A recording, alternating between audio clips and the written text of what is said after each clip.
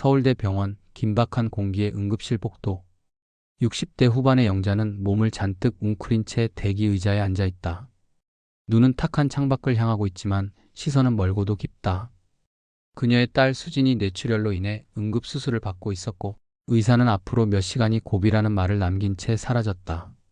숨이 막힐 듯한 기다림 속에서 영자는 과거의 그림자를 떠올린다. 수진만큼이나 소중했던 또 다른 아이, 아들 민재. 20년 전 피아노 콩쿠르 준비를 마치고 친구들과 간 여행에서 실종되었다. 신고, 수색, 경찰서, 해외 대사관까지 할 수 있는 모든 것을 했지만 결국 돌아온 건 실종 처리라는 싸늘한 공문서 한 장뿐이었다. 어디서 어떻게 지내고 있을까, 살아는 있을까? 매일 밤 잠들기 전 그녀는 민재의 이름을 마음속으로 불렀다. 그날도 예외는 아니었다. 수진의 수술 소식을 들은 직후 복도를 스쳐 지나간 한 남자에게 그녀는 시선을 빼앗긴다. 단정한 정장 차림, 단단한 체형, 고개를 살짝 숙인 채 피아노 가방을 들고 있는 젊은 남자. 그는 잠시 병원 데스크에 무언가를 물어보며 웃었고 그 짧은 순간 그의 손목이 살짝 드러났다. 영자의 시선이 그 자리에 고정되었다. 손목 안쪽에 선명한 문신 하나, 작은 피아노. 영자의 심장이 순간적으로 멎는 듯하다. 분명 민재가 중학생 시절 몰래 새기고 왔던 그 문신과 닮았다. 아니, 똑같았다. 그녀는 눈을 감았다. 설마 아니야. 그럴 리 없어. 그냥 비슷한 거겠지. 그러나 마음 한구석에서 무언가가 고개를 들기 시작한다. 희망일까, 두려움일까? 며칠 후 영자는 딸 수진의 병실을 오가며 자주 그 남자를 목격하게 된다. 간호사에게 물으니 피아노 치료 봉사를 하는 유민석이라는 청년이라 했다. 그는 어린 환자들에게 피아노를 가르치며 위로를 전하고 있었고 병원 내에서도 매우 따뜻한 평판을 받고 있었다. 하지만 영자는 자꾸만 그의 말투, 눈빛, 손끝의 움직임에 시선이 머물게 된다. 피아노를 칠 때 왼쪽 새끼손가락을 무의식적으로 굽히는 습관. 그것은 민재의 습관이기도 했다. 영자는 혼란스럽다. 정말 닮은 타인일까? 아니면 정말 아들일까? 그녀는 그를 몰래 지켜보며 메모를 하기 시작한다. 걷는 자세 유사함, 웃을 때 입꼬리 오른쪽이 먼저 올라감. 피아노 연주 시 손가락 각도도 유사. 증거는 없지만 감정이 먼저 움직이고 있었다. 그날 밤 영자는 집안의 작은 방에 앉아 노트북을 펼친다. 오래된 하드디스크 속엔 민재의 어린 시절 영상과 사진들이 빼곡히 들어있었다. 피아노 연습을 하며 미간을 찌푸리는 모습, 웃을 때 오른쪽 입꼬리만 올라가는 버릇, 어깨를 살짝 들썩이며 리듬을 타던 손짓. 그녀는 최근 몰래 촬영한 민석의 연주 영상과 나란히 재생해본다. 화면 속 두 아이의 모습이 겹쳐진다. 닮았어. 너무 닮았어. 그녀는 입을 틀어막는다. 하지만 곧 손을 떼고 화면을 멈춘다. 카메라 앞에서의 태도, 웃는 순간의 눈빛, 어쩌면 닮은 사람일 수도 있다는 생각이 다시 밀려온다. 설마 또 내 착각이면, 또 그런 상처를 받으면. 영자는 노트북을 덮으며 이마에 손을 올린다. 머릿속이 아득하다. 그러나 마음속 작은 불씨는 여전히 살아있다. 그 불씨는 희망이라기보단 아직 포기하지 못한 사랑이었다. 그날 밤 영자는 민석의 영상을 반복해서 돌려본다. 그의 자세, 습관, 눈빛은 자꾸만 오래전 민재의 이미지와 겹친다. 혼란은 깊어지지만 마음 한구석은 자꾸만 기대를 키운다. 결국 그녀는 민석이 봉사 중인 피아노 학원을 찾아간다. 청소라도 도울 수 있을까요? 라는 말로 자원봉사를 시작하며 그의 일상 속에 조금씩 스며든다. 몇 주가 지나자 두 사람은 자연스럽게 말을 트기 시작한다. 어느 날 영자는 민석에게 묻는다. 선생님은 피아노를 언제부터 배우셨어요? 글쎄요, 기억은 잘 안 나요. 6살 무렵부터 고아원에 있었거든요. 그곳에 피아노가 있었고, 어느 날 사진 한 장을 봤는데, 거기서 제가 피아노를 치고 있더라고요. 이상하게 마음이 끌려서 그냥 계속 연주하게 되었어요. 영자의 손이 가슴께로 올라간다. 숨을 참듯 미간이 좁아진다. 그의 말 한마디 한마디가 민재의 과거와 묘하게 겹친다. 며칠 후 민석이 떠난 피아노 교실에서 영자는 잠시 피아노 앞에 앉는다. 조용한 교실에서 그녀는 민재가 즐겨 치던 곡을 손끝으로 조심스럽게 흉내낸다. 그 순간 민석이 문 밖에서 그녀를 본다. 선생님도 피아노 치세요. 영자는 머쓱하게 웃는다. 아들이 잠깐 배운 적이 있어서요. 그날 저녁 이영자는 용기를 내어 민석에게 사진 한 장을 건넨다. 이 아이, 혹시 닮았다고 느끼시나요? 민석은 사진을 한참 들여다보다 말없이 고개를 저으며 돌려준다. 그리고 돌아서는 민석에게 영자는 무심하게 말을 던진다. 민재는 말이야. 왼쪽 손바닥에 점이 하나 있었어. 피아노 칠 때 손을 보면 늘 그 점이 먼저 보였거든. 그 순간 민석의 걸음이 멈춘다. 그 점, 아직도 있을까? 영자는 혼잣말처럼 중얼거리며 문을 닫는다. 민석은 조용히 자신의 손바닥을 들여다본다. 그곳에는 작은 점 하나가 있었다. 며칠 후 영자는 민석에게 다시 말을 건다. 혹시 확인해 볼 생각은 없으세요? 과학적으로 말이에요. DNA 검사 같은 거요. 민석은 당황한 표정이다. 검사요. 그건 너무 갑작스럽네요. 내가 강요하려는 건 아니에요. 단지 혹시 스스로 궁금할 수도 있잖아요. 솔직히 말씀드리면 저는 지금도 충분히 혼란스러워요. 그날 밤 민석은 오랜만에 혼자 자신의 자취방으로 돌아온다. 피아노 가방을 내려놓고 침대에 누워 천장을 본다. 문득 어릴 적 기억이 단편적으로 떠오른다. 흑백처럼 흐릿한 복도, 어둡고 낯선 방, 누군가가 이름을 부르던 목소리, 그리고 손을 잡아주던 작고 따뜻한 손.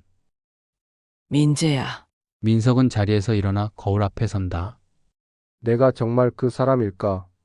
그는 손바닥을 펼친다. 작은 점 하나가 박혀 있다. 어릴 적부터 있었지만 아무 의미 없이 살아온 흔적. 피아노 앞에 앉은 그는 다시 한번 가을의 노래를 연주해 본다. 이번엔 눈을 감은 채 자연스럽게 선율이 손끝에서 스르르 흘러나온다. 그 순간 민석은 처음으로 이런 생각을 한다. 만약 정말 그 아이가 맞다면 난 어디서부터 내 삶을 다시 봐야 할까? 다음 날 그는 영자를 찾아가 말한다. 검사 받아보겠습니다. 결과가 뭐든 저도 알고 싶어졌어요. 검사를 마친 후 며칠 동안 민석은 일상 속에서도 마음이 쉽게 흔들렸다.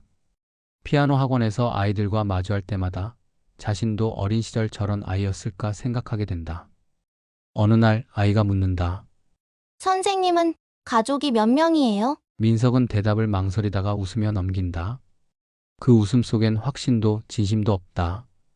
혼자 남은 밤이면 거울 앞에 앉아 자신의 얼굴을 본다. 나는 누구였을까? 정말 그 아이일까?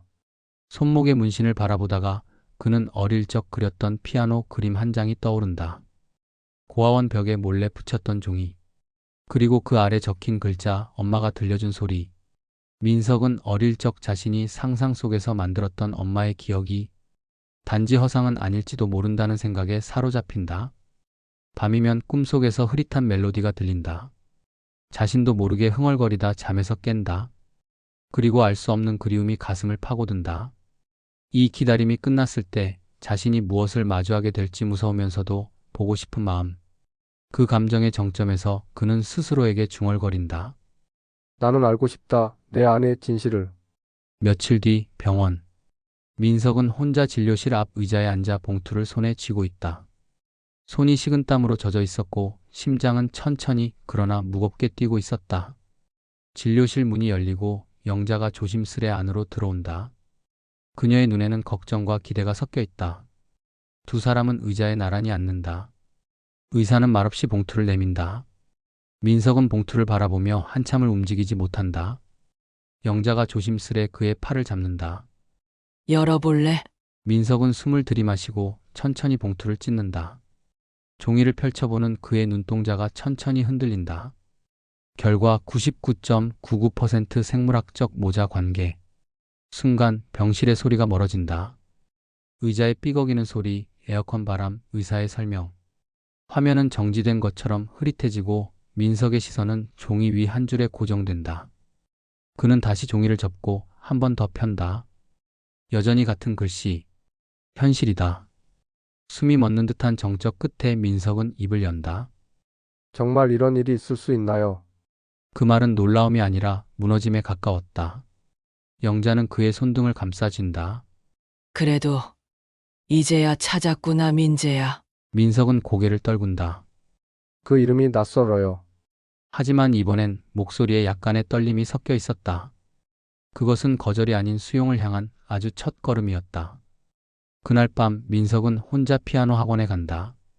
전등을 켜지 않은 어두운 교실, 달빛이 창문 사이로 떨어진다. 그는 피아노 앞에 앉는다. 손가락이 움직이기 시작한다. 악보 없이, 연습 없이. 그 곡은 가을의 노래.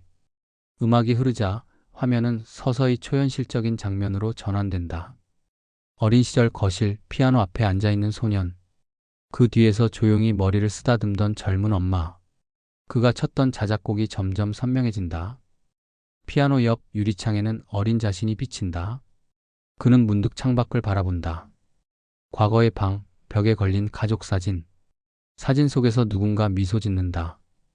그 웃음은 지금의 어머니와 닮아 있었다. 민석은 피아노에서 손을 떼고 조용히 눈을 감는다. 기억이 난다. 아주 오래된 꿈처럼. 민재는 어느 날 수진과 함께 병원 옥상으로 향한다. 수진은 완전히 회복되진 않았지만 예전보다 훨씬 밝은 얼굴이다. 기억나? 우리 어릴 때 여기 병원 놀이터에서 놀다가 엄마한테 혼났던 거. 민재는 고개를 갸웃한다. 놀이터. 수진은 웃는다. 오빠가 사라지기 전에 마지막으로 갔던 병원이 여기였어. 그때 오빠가 나 대신 주사 맞아주고 엄마한테 안 들키려고 그랬잖아. 민재는 문득 팔뚝을 만져본다.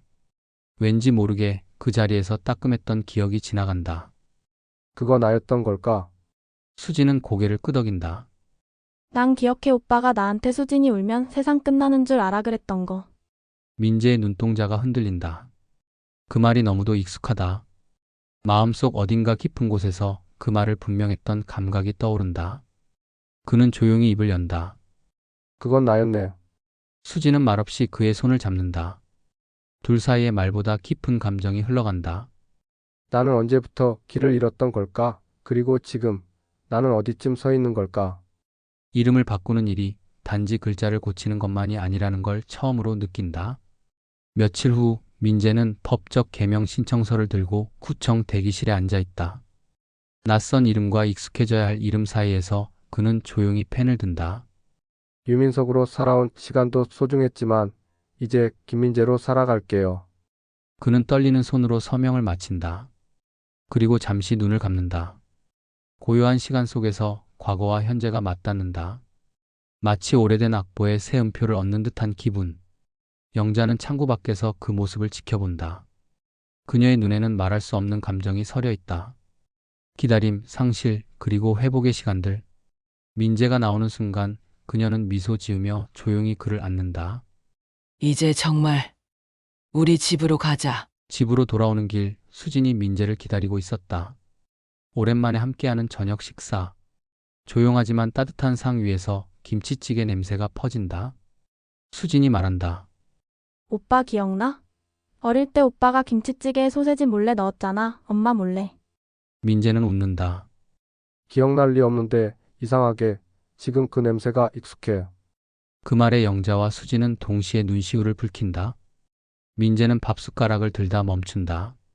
나 다시 가족이 된다는 게 이렇게 따뜻한 일이었는지 몰랐어요. 영자는 그의 손을 잡는다. 넌 원래부터 우리 가족이었어. 다만 돌아오는 길이 조금 멀었던 거지. 그날 밤 세 사람은 처음으로 셋이서 오붓하게 마주 앉아 도란도란 이야기를 나눈다. 이 자리가 익숙하다고 느끼는 건 추억 때문일까? 아니면 사랑 때문일까? 기억은 흐릿해도 이 따뜻함은 거짓이 아니었다. 웃음과 눈물이 섞인 시간. 그리고 잊혔다고 믿었던, 그러나 여전히 살아있었던 사랑이 천천히 피어오른다. 작은 지역 공연장 안 가족 음악회가 열리고 있다. 수지는 바이올린을, 민재는 피아노를 연주한다. 두 사람이 편곡한 가을의 노래가 관객을 울린다. 연주가 끝나고 민재는 마이크를 잡는다. 기억은 사라질 수 있어도 마음은 사라지지 않았습니다. 그리고 이 피아노가 제 마음을 그리고 가족을 다시 이어주었습니다. 관객 속에서 영자는 조용히 박수를 보낸다. 얼굴엔 눈물이 흘러내린다.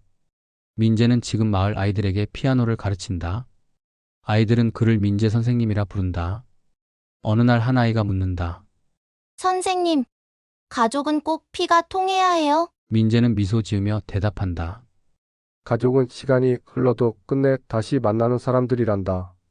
창밖엔 봄비가 조용히 내린다. 그날 피아노가 다시 울렸다. 처음이자 마지막인 듯 따뜻하게.